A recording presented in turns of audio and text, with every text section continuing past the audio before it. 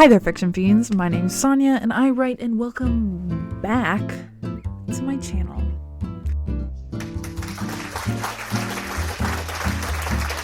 If you clicked on the title of this video, you can assume what's up. You can assume what's going on, what I've been brewing, okay? You like to read, I like to read, and I also love to write reviews. I don't know. There's something really satisfying about finishing a book and being able to sit on your little laptop and type away a review. It just feels so nice. I feel so complete after I've written a review.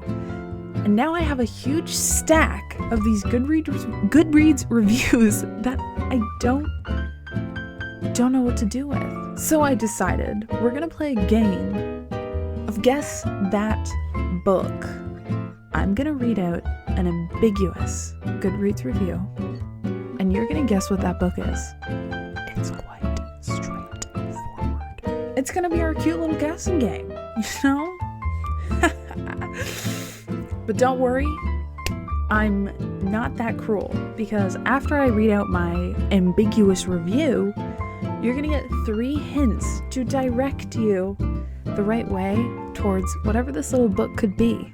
So this is gonna be a test of your wits, your knowledge, your charisma, uniqueness, nerve, and talent. It's gonna be a test of it all. And make sure to comment down below how many you got right and how many really stumped you. So without further ado, let's get into the reviews. We're starting off strong with a 2 out of 5 stars, and I put the review up on the screen if you'd like to pause and give it a read.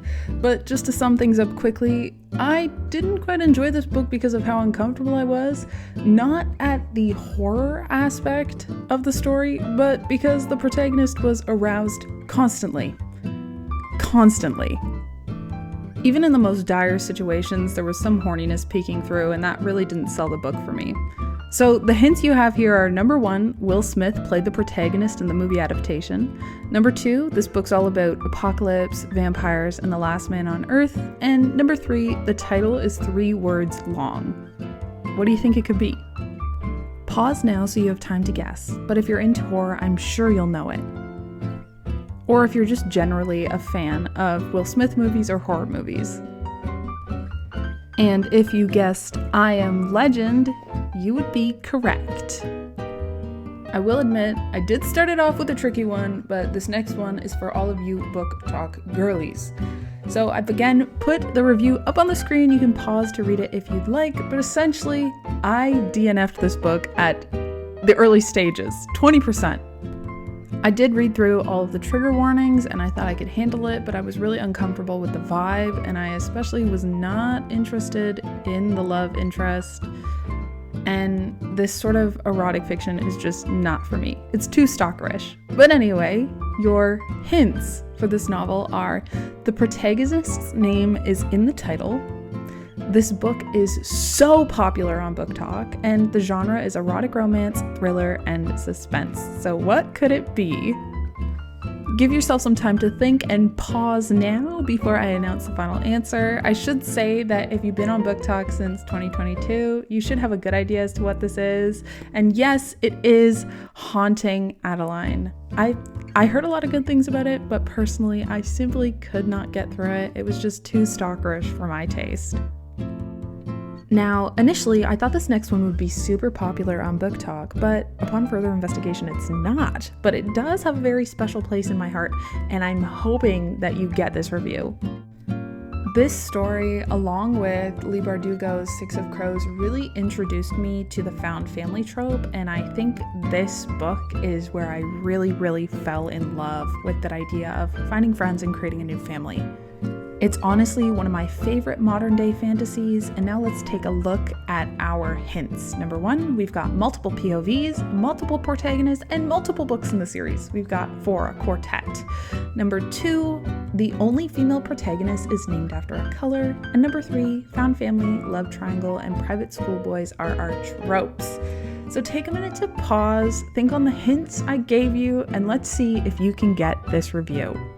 If you've read the book, you definitely know what it is, but if you've only heard of the Raven Boys, you might not have known that this is what the story entails. And if you haven't read it, I 100% think you most definitely should. It's one of my favorite series. I hope we're all doing well. I hope we're all keeping track, and 3 for 3. On that note of 3s, this is a 3 out of 5 star. This bad boy had been sitting on my shelf for so long. I'm so thankful that I finally read through it and appreciated the story. I loved the fantasy circus elements. I loved this magic system. I was a little bit disappointed at the ending. I expected it to end in a different way, but that's not to say I still didn't really enjoy this book. And moving on to our hints, number 1, a sister series was made after the books in this trilogy were complete. Number 2, very popular on Book Talk, especially in 2020. It was like a rebranding to the Book Talk community. Number 3, the protagonist is also named after a color. Now, this is a really good time to pause, try and figure out through the hints I've given you what story I'm talking about. I gotta say, when this book came out, people were bouncing off the walls with excitement on Book Talk. Oh my gosh. And if you follow closely with Book Talk, you will know that this book is Stephanie Garber's Caraval. Super cool read. I love the world building, and I've heard so much good about the second book. People say it's the best in the series, so I can't wait to start reading that. Now, if you need a coffee break or a pee break, you better pause the video and go take it, because this is a bit of a long review. Pause to read, but just to sum it up, essentially, this book is not the first in the series. I've attempted to pick it up multiple times, and it just feels like since book 1, we've been stuck in an eternal training arc. The setting felt a bit static, and I couldn't get past the 150 page mark, but oh my gosh, when I did, I was so happy. So happy that I kept reading, so happy that I didn't give up. Rocky Balboa was cheering me on in the background. Honestly, if you're stuck on this book, keep reading because it gets better. That's all I can say. Now, this is a really popular series, so I gave some cheekier hints. They're a bit harder to try and grapple, if you will. Number 1, this book is one of 8 in the series, but it is not the first. Number 2, the cover of this book is red/orange. And number 3, the protagonist uses an alias. Now, I wouldn't be surprised if most of you narrowed it down to what series this is in, but if you can figure out what book it's in, huge kudos to you. So pause now, think about it, and when you unpause, you'll know that I'm actually talking about Sarah J. Maas's Crown of Midnight. Now, this one was such a toughie to get through the first half, but it really picks up in the end, and I am so glad I read it, and I've only heard good things about the next book, so I'm excited to keep on reading. Okay, I know I said the last review was long, but I lied. This is a long review. Definitely pause to read. You know, there's not much else that I can say aside from the fact that this was a book that I have really nothing to compare to in terms of other books because it's so unique. It was so interesting. It was a tad bit uncomfortable reading through the smutty scenes between a Neanderthal brother-sister duo, but it's also, I feel, a very niche book because I had never heard of it until my professor told me about it, but maybe you all know about it. Maybe you'll figure it out through these hints. So here's the first hint. We've got 2 POVs. The first follows a Neanderthal. The second follows a modern-day archaeologist. Number 2, the story features both Neanderthals and Homo sapiens. And number 3, the story is fictional but based on real archaeological discoveries. Did that help you? If not, that's okay, because it wouldn't help me either. So take a minute to pause, maybe do some quick Googling, and see if you can figure out that this is Claire Cameron's The Last Neanderthal. I'm gonna be frank, I would not have ever guessed that this was a book. I would have said, Sonja writes, you are absolutely crazy, thank you for making that up. But no, it is in fact a real book, and I can't lie, it was really interesting. So if you're interested in expanding your book reading horizon, this, I would say it's a direction to take. You could definitely dabble into some Neanderthal romance, but it's not everyone's cup of tea, so I won't be mad at you if you outright tell me no. So tell me, out of 6 reviews, how many did you get right?